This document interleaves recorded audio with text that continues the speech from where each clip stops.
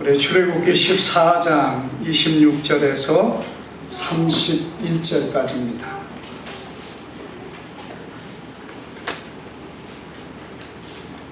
우리 출애굽기 14장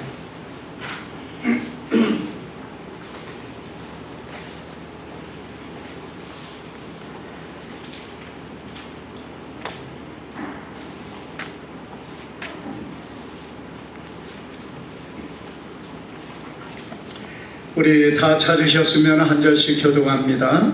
여호와께서 모세에게 이르시되 내 손을 바다 위로 내밀어 물이 애굽 사람들과 그들의 병거들과 마병들 위에 다시 흐르게 하라 하시니라. 모세가 손을 바다 위로 내밀매 그를 이어 바다의 힘이 회복된지라. 애굽 사람들이 물을 먼저 도망하나 여호와께서 애굽 사람들을 바다 가운데 없으시니 물이 다시 흘러 병거들과 기병들을 덮되 그들의 뒤를 따라 바다에 들어간 바로의 군대를 다 덮으니 하나도 남지 아니하였더라. 그러나 이스라엘 자손은 바다 가운데를 흡수하였고 물이 바로에 끌리게 하더라. 그날에 여호와께서 이같이 이스라엘을 애굽 사람의 손에서 구원하심에 이스라엘이 바닷가에서 애굽 사람들이 죽어 있는 것을 보았더라.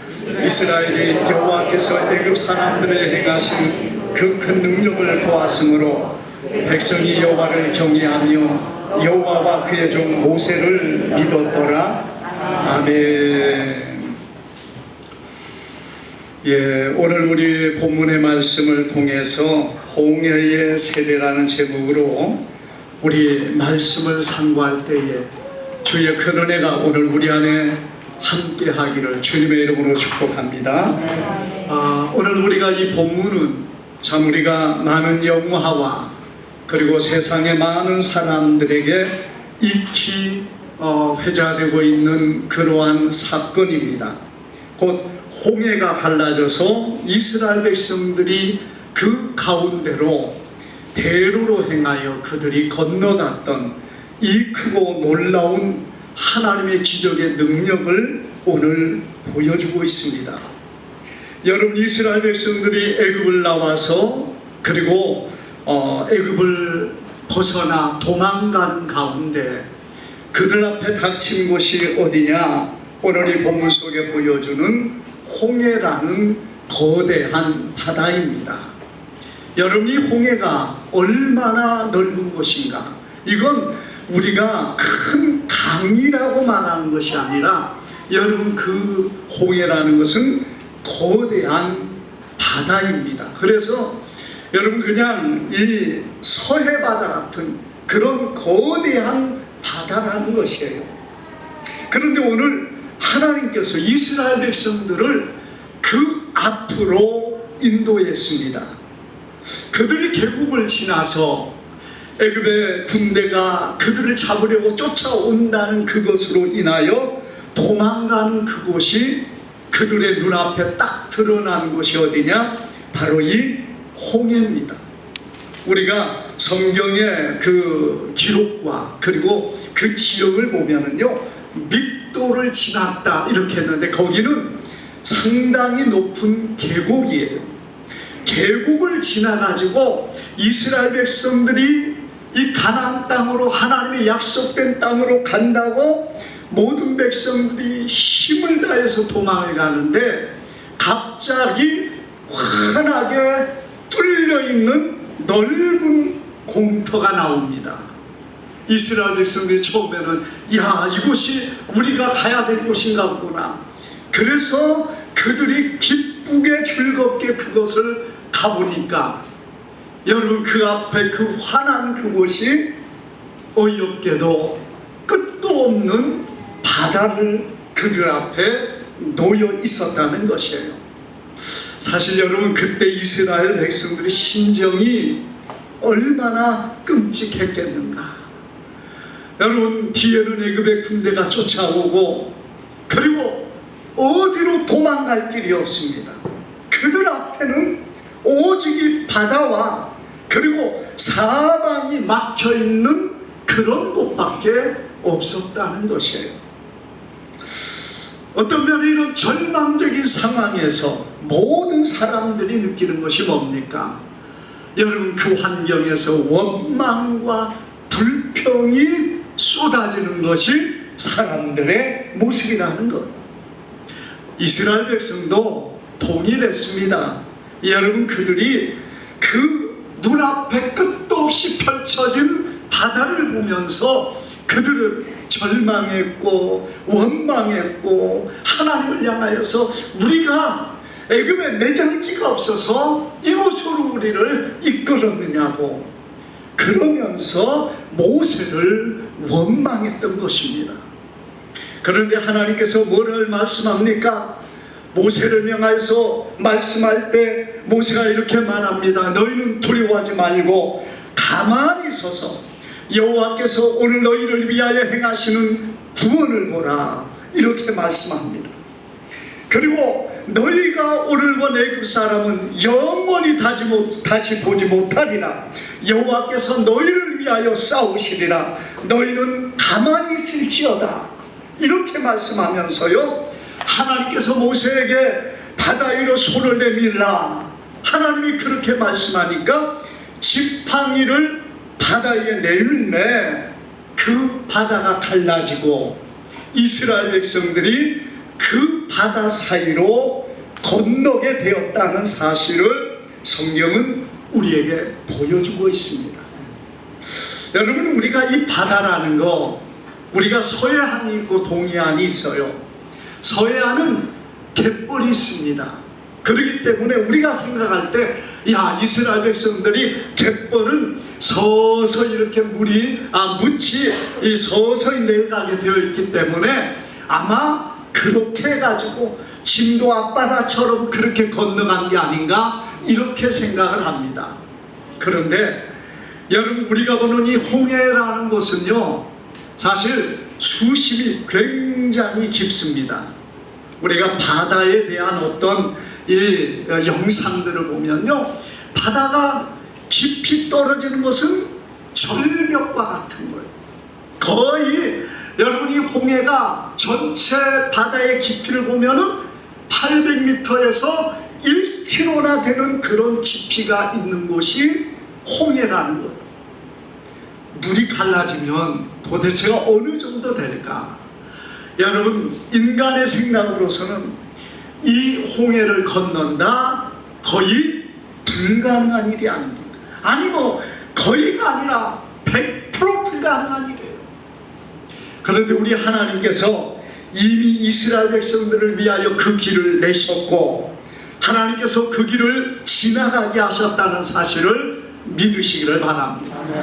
하나님께서는 이미 오래전에 아마 노아 홍수 때에 일어났던 일인지 모르지만 그 홍해 양쪽 사이에 그 골짜기에서부터 흘러내려온 토사물로 인해 가지고 이 이스라엘 백성들이 건너간 그 길만은 여러분 그 토사물로 인하여서 마치 대로를 낸 것처럼 폭이 1km가 되고 여러분 그 길이 끝에서 끝까지 연결되어 있다는 것입니다.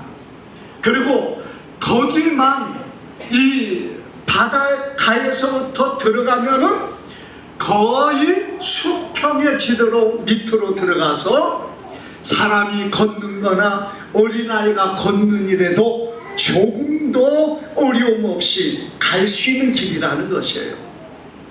여러분, 오죽에 쓰면 애굽의 군대와 기병과 병거들이 이 홍해 가운데로 들어갔다는 거예요. 왜 그렇습니까? 홍해 가운데 말이 갈 수 있고 기병들이 갈 수 있을 뿐만 아니라 수레가 갈 수 있을 만큼 그 길이 단단하게 되어 있고 사람이 들어갈 수 있는 길이기 때문이라는 것입니다. 그래서 여러분, 지금도 그 길이 놓여 있고 그 김승학 장로님인가 그분이 거기에 찍어놓은 사진에 보면은요, 이 사람이 그냥 해수욕장 들어가듯이 그냥 편편하게 들어가서 그 수십 킬로가 넘는 거기 가운데 가면은 거의 200m 정도밖에 수심이 안 된다고 합니다.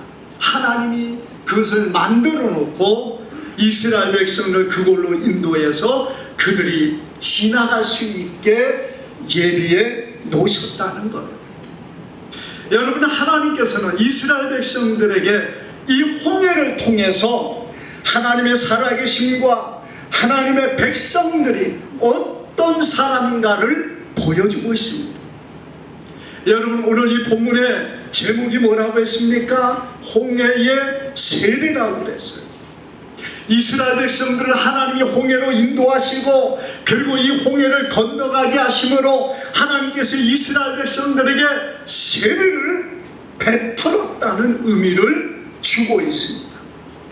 여러분, 고린도전서 10장 1절에서 2절에 보니까 형제들아, 너희가 알지 못하기를 내가 원치 아니하노니 우리 조상들이 다 구름 아래 있고 바다 가운데 지나며 모세에게 속하여 다 구름과 바다에서 세례를 받았고, 이렇게 말씀하고 있습니다. 여러분, 이스라엘 백성들이 홍해를 통해서 세례를 받았다는 얘기예요. 여러분, 세례가 뭡니까? 우리가 예수님을 믿으면 교회를 다니고 6개월이 되면 학습을 받습니다. 그리고 또 6개월이 되면은 딱 1년이 되면은 세례를 받아요. 그런데 이 세례의 의미가 뭐죠? 세례는요, 이제는 내가 세상에 사람으로서 죽고 예수 그리스도 안에 거듭나고 새로운 사람이라는 증거로서 세례를 받는 거예요. 그래서 여러분, 세례는요, 내가 세상에 대해서 죽었다, 옛 사람은 죽었다, 그것을 표현하는 것으로 물이 머리까지 찼다는 의미로 물로 세례를 물로 머리에 주는 거예요. 자, 그리고 두 번째 의미가 뭐냐? 세례는 그리스도 예수의 보혈의 피로 내가 깨끗함을 얻고 씻음을 받았다는 의미로 세례를 받습니다. 그래서 여러분, 세례는 반드시 받아야 돼요. 그리고 또 뭐가 있습니까? 이 세례를 받음으로 인하여서 내가 옛사람은 물에 죽었고 새로운 사람으로 거듭났다, 새로운 사람이 되었다는 것이고, 마지막 이제 새로운 사람이 되어서 내가 어떤 사람이 되느냐? 내가 하나님의 나라의 백성이고 하나님의 자녀가 되어 하나님의 백성이 되었다는 것을 증거하고 많은 사람들 앞에서 나타내면서 내가 자원하여 받는 것이 바로 이 세례라는 것입니다. 여러분, 이스라엘 백성들에게 하나님께서 이 홍해로 이끄신 이유가 어디에 있습니까? 온 이스라엘 백성들에게 하나님께서 이 홍해를 통하여 그들이 새로운 백성, 하나님의 자녀요, 하나님의 백성이 된 것을 보여주는 것이 이 홍해의 사건이라는 것입니다. 우리가 하나님께서 아브라함을 택하시고 그리고 하나님의 자녀로 하나님의 나라로 삼기 위하여 아브라함의 손자 야곱을 택하여 하나님의 백성을 삼으십니다. 그리고 그들이 애굽에 가서 여러분 400년 동안 그들의 종살이를 하다가, 물론 400년을 다 종살이하는 건 아니에요. 우리가 성경의 역사에 보면은 불과 100여 년 종살을 했는지 모르지만 그렇게 오래 살지 않았습니다. 400년의 기간이 있었지만은 400년 전부를 종살이한 건 아니기 때문에 여러분, 그들이 애굽에서 종살이하다가 하나님이 그들을 건져내서 오늘 비로소 하나님의 백성으로 삼는 것이 여러분이 출애굽기의 내용입니다. 그래서 여러분, 우리가 이 출애굽기 이렇게 표현을 해요. 그런데 사실은 이 출애굽기의 전체 내용은 뭔지 아십니까? 이스라엘의 건국이에요. 여러분, 이 출애굽기라는 것은 애굽을 도망가는 건요, 이 14장에서 끝납니다. 14장에서 애굽에서 빠져나온 것은 끝나요. 그 다음엔 뭐냐? 하나님께서 이스라엘 백성들을 하나님의 나라로 삼으시고 하나님의 백성으로 삼는, 그래서 비로소 하나님의 나라가 세워지는 거예요, 이 땅에. 그게 여러분 이 출애굽기의 내용입니다. 그렇기 때문에 창세기는 하나님의 나라를 세우기 위하여 아브라함을 택하시고 이삭과 그리고 야곱을 택하여 하나님의 백성으로 삼아주시고 그 야곱의 자녀들을 이끌어서 나라를 세우는데, 그 나라를 세우는 그것이 어디냐? 바로 이 출애굽기입니다. 그러니까 출애굽기의 내용은 뭐예요? 하나님의 나라를 건설하는 것입니다. 자, 하나님의 나라를 세우는 데 있어서 가장 중요한 것이 뭐예요? 하나님이 자기 백성을 부르시는 데 있다는 거예요. 그래서 애굽에 종살이하는 그들을 데려다가 하나님의 백성으로 세우시는데, 어떻게 세우느냐? 이 홍해를 거쳐서 그들에게 지나가게 하심으로 이 홍해를 통하여 그들에게 이제는 너희가 하나님의 백성이다, 이제는 너희가 하나님의 사람들이다, 이스라엘이라는 나라의 백성이다, 그것을 보여주는 것이 이 출애굽기의 내용이고, 그 새롭게 이스라엘 백성들로 변화시키는 그곳이 홍해라는 이 기적과 역사를 통하여 하나님께서 이루고 있다는 것입니다. 그래서 여러분, 홍해의 기적, 우리가 바다를 가른 그 기적이 크고 놀라운 것만이 성경이 홍해를 통하여 우리에게 주는 내용의 전부가 아니에요.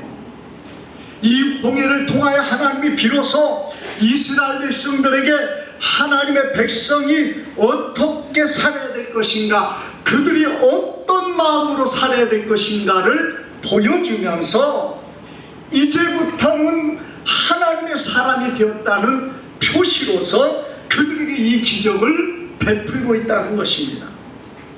여러분, 이 기적을 통해 하나님 무엇을 말씀하고 있습니까?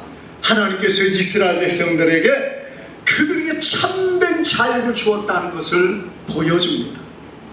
이스라엘 백성들이 홍해를 들어가서 건너니까 애굽의 바로와 그의 군대들도 애굽에서 추격을 하다가 이스라엘 백성들이 뒤를 따라 이 홍해로 들어오게 됩니다. 하나님께서 그들을 다 홍해 가운데서 몰살을 시키는 거예요. 그래서 무엇을 하게 됩니까? 다시는 이스라엘 백성들로 그 애굽을 바라보지 않고 이제 애굽을 두려워하지 않게 합니다. 그뿐만 아니라 애굽으로서는 다시는 이스라엘을 우리의 종으로 여기지 않고 그들을 사로잡겠다고 쫓아가지 못하게 만들었다는 것입니다. 여러분, 이 종이라는 존재, 그 노예라는 그거, 사람들에게 있어서 얼마나 그것이 큰 유익을 주는 것입니까? 우리가 미국의 남북 전쟁의 원인 중에 하나가 뭐였습니까? 노예 해방의 문제였습니다. 그런데 여러분, 노예 해방 그거 하면은 되잖아요. 그건 너무나 쉬운 일이라 여러분 이렇게 생각합니까? 사실 여러분이 노예 해방 쉬운 일이 아니었다는 겁니다. 여러분, 그 북부와 남부의 싸움인데, 남부는요 굉장히 넓은 토지와 기름진 땅이 많았습니다. 그래서 남부가요 굉장한 거부들, 기업가적인 그런 형태를 가지고 있어요. 그런데 북부는 산악지역이 많았기 때문에 그런 부분의 유익도 있지만은 조금은 덜했다는 것입니다.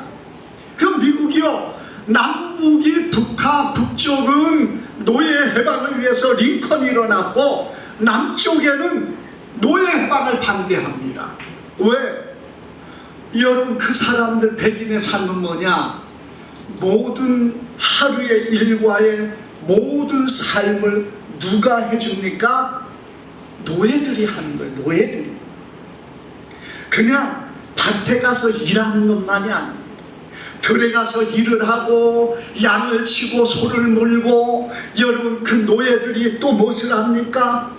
모든 그들의 일을 감당하는데요, 여러분, 그들은 집안에서는 여자들은 그 주인을 섬기고 돌보고, 음식에서부터 모든 잠자리에 준비하는 것과 모든 물을 준비하는 것과 모든 삶에서 누가 합니까? 노예들이 하는 거예요. 여러분, 그 노예들이 그들의 일상에서 전부를 책임지니까, 여러분, 노예의 가치가 그들의 재산에서 얼마나 되겠습니까? 아무리 땅이 많으면 뭐합니까? 노예가 일하지 않으면 다 황폐해진 땅이 될 수밖에 없어요. 그렇다고 백인들이 나가가지고 여러분 밭을 갈고 그리고 농사를 하겠습니까? 그들은 안 해본 일이에요. 다 노예들이 나가서 일하고, 노예들이 곡식을 거두고, 노예들이 그들의 수박을 다들고, 모든 것을 다 하다가 노예를 해방시킨다? 이게 쉬운 일이 아니라는 얘기입니다. 그들이 죽기 살기로 싸우는 거죠. 애굽이 여러분 이스라엘 백성을 놓아주는 거 쉬운 일이 아닙니다. 그러니까 하나님께서 여기까지 재앙을 통해서 애굽을 다 면했음에도 불구하고 마지막에 또다시 이스라엘 백성을 잡아야 된다.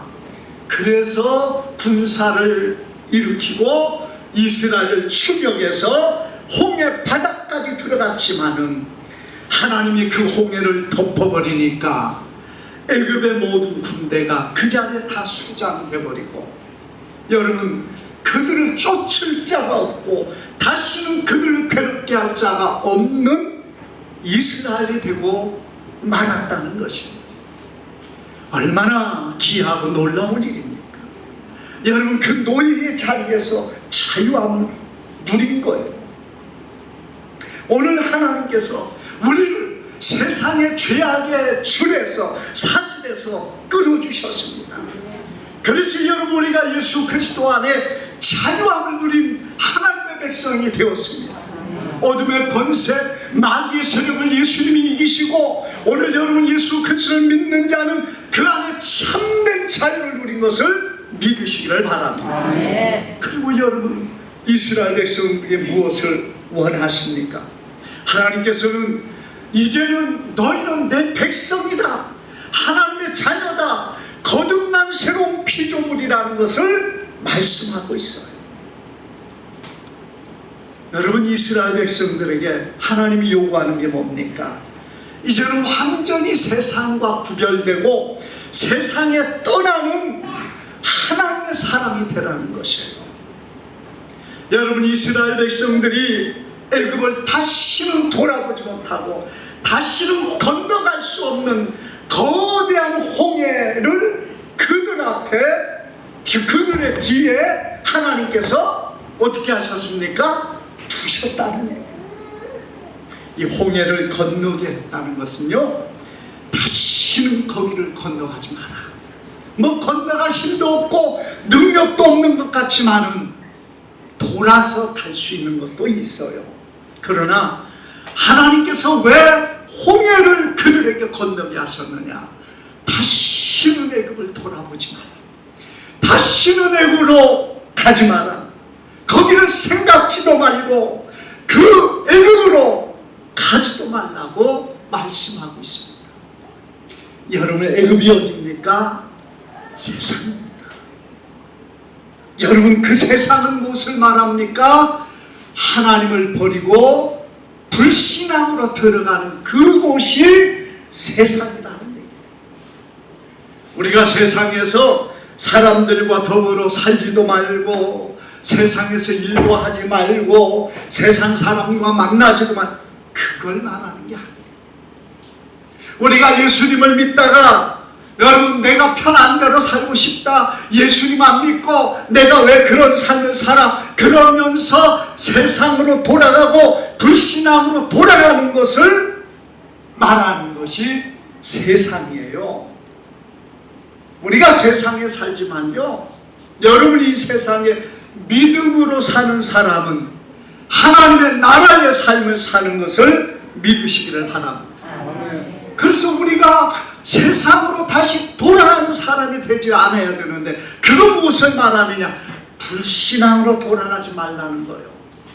하나님을 믿지 않고 하나님을 떠났던 옛날의 삶으로 돌아가지 말라는 것입니다. 예수님을 믿고 하나님을 섬기는 삶이 쉬운 일만은 아닙니다. 예배를 드려야 되고, 여러분 우리가 하나님 앞에 바로 서야 되고, 우리가 할 본분을 다해야 되는 것들이 때로는 힘들고 어렵습니다. 그러나 여러분 믿음의 길이 힘들 때도 있고 세상에 핍박을 당하고 어려움을 당할 때도 있어요. 그러나 오늘 하나님의 사람들은 다시는 세상, 불신앙의 삶, 부정과 거짓으로 살아왔던 세상, 세상의 풍속과 유혹을 따라갔던 그 세상을 오늘 우리가 떠나고 버리고 다시 그곳으로 돌아가서는 안 된다는 것을 보여주는 것입니다. 이스라엘 백성은 다시는 애굽으로 갈 수도 없고 가서도 안 됩니다.